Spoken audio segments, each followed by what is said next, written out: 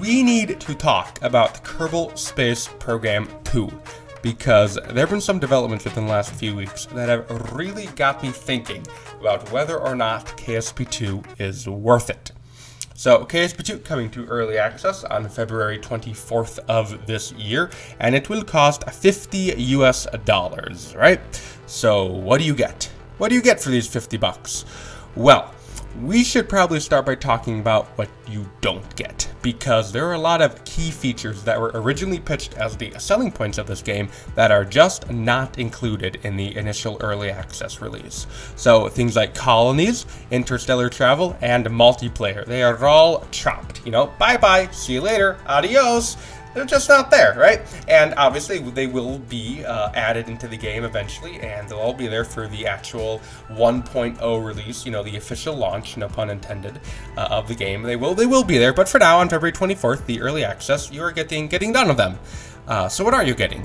Well, just reading off the official timeline here that is on the KSP website and stuff. So here's what you get. You get an improved user experience. You get to explore a revamped Kerbaler system with new parts, and you get all new tutorials and onboarding. Yay! What does that sound like to you guys? What does it sound like? Because to me, this sounds a lot like modded KSP1. And this kind of leads me into why I wanted to make this video. This is what I was talking about at the beginning in the last few weeks, the whole so dramatic development that got me thinking. So what I'm referring to is a mod that was released probably about a little over 2 weeks ago, or semi-publicly released, I really should say. There have been a lot of big YouTubers making videos about this. Shadowzone, SW Dennis, they've all been showcasing this mod, a bunch of others, right? And I am, of course, referring to, if you didn't catch on yet, I am referring to the amazing environmental visual enhancements revamp that was made by BlackRack, which adds these absolutely stunning volumetric clouds into Kerbal Space Program, right?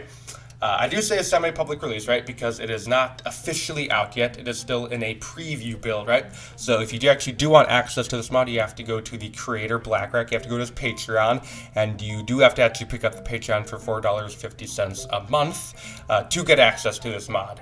I personally think it is well worth it, and I think it would be awesome if we could send some love over to the modders, because they do some great work and they don't really get paid for it. All right, let's get back to the main point of today's video, which what I really want to talk about is, okay, so if you combine mods like the revamped Eve with Scatterer, Parallax, or even Restock, you start to get a visual experience in KSP1 that looks honestly comparable to KSP2, which is insane.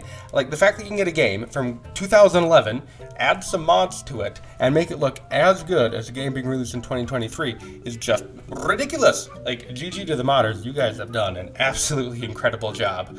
But, you know, that kind of really begs the question, what is the difference between the early access KSP2 and modded KSP1? Right? We could read off the list here. What do you get in KSP2? So, like, an improved user experience. You want to talk about an improved user experience? Well, look at this. You know, my experience as a user has certainly been improved. This is insane. Look at this. This counts, does it not? Like, you know, what else do we got? Explore revamped Kerbaler system with new parts. New parts, you say? My guy. Hey, have you heard of Tundra Exploration? Have you heard of Kari? Have you heard of Cow? Have you heard of Kerbal Reusability Expansion? I am just listing mods that help me make starships. Big Brain, yup. Okay, what else do we got? Blue Dog Design Bureau. The Stock-like station parts. The 1,000 interstellar part mods. Like, there's part mods for anything. Colonies, rovers. You can, like, take these Blender files and, like, perfectly recreate rockets like a starship. So, new parts, bro, look at all these new parts. Like, you can scroll through a CCAN, there's dozens upon dozens of part mods. There are plenty of new parts available for KSP1. And like down here, all new tutorials and onboarding. Like, I have a solution for you, www.youtube.com/ScottManley. Like, there's your tutorials right there. You don't need a new one. We got Mr. Scott over here. He's got us all covered, you know? So, you know, I've been thinking, and I haven't really heard anyone bring this up, so I kind of want to start a little bit of a discussion here in the community, right? is KSP2 worth it? Because again, $50. Should you spend $50? And it really does seem like there's not going to be much of a difference. You just add some mods and you get KSP2, basically. Like, should you spend the $50? And, you know, I've thought a little bit about this, and I do believe I have an answer, and that answer is yes, 100%, 1000%, yes. Do spend the $50, you know, if you can. If you do have the financial resources and you are willing to spend the money, I do think KSP2 is worth it. What? Why? Why, you may ask? You have been spending this whole video not being too positive. Well, let's kind of flip the script here, you know? We got to compare and contrast, right? We got to talk about, you know, the bad stuff, but we got to give the good stuff. And I think the good stuff far actually outweighs any of these honestly small negatives, because, like, it's not really about the mods, really, right? Because KSP2 gets mods. And, like, these clouds, they look nice, but what is the game called? Kerbal Space Program, right? It's not Kerbal Cloud Program, right? If you want fancy clouds, you want to look nice, you can go to the Microsoft Flight Simulator. It's not really about the visuals, because, like, again, the point of rockets is to get as far away as possible from the ground as quickly as possible, basically. You're like, if you are close enough to look at the cool rocks, that's a problem. Your rocket is probably exploding at that point. So you're trying to leave the clouds, right? If you're playing the game right, I mean, yes, planes and all that fun stuff, obviously, but, you know, generally speaking, if you're playing the game right, you are seeing the clouds for as little time as possible. All right, so yes, these are amazing mods, but it's not really the backbone of the game, right? Because in my opinion, what really makes KSP fun is the actual, like, kind of engineering of it.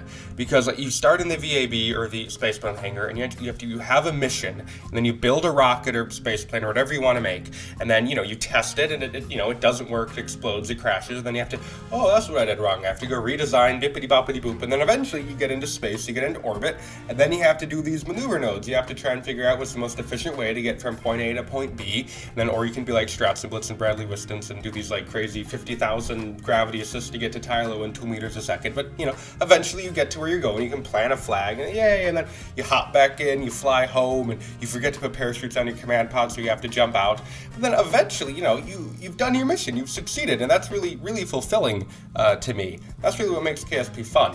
And that's really where we run into a problem, because there is an artificial ceiling, and this is really no fault of KSP1, like, this game was released in 2011, but there is an artificial ceiling on kind of the type of mission that you can do. Because there are so many videos I wanted to make, but really just can't, because once you start building craft that are 300, 400, 500, 600 plus parts, KSP kind of turns into Microsoft PowerPoint. Not to mention the Kraken. It's just basically not possible. There's so many cool things that you could do, but you just can't because performance. Kraken. PowerPoint.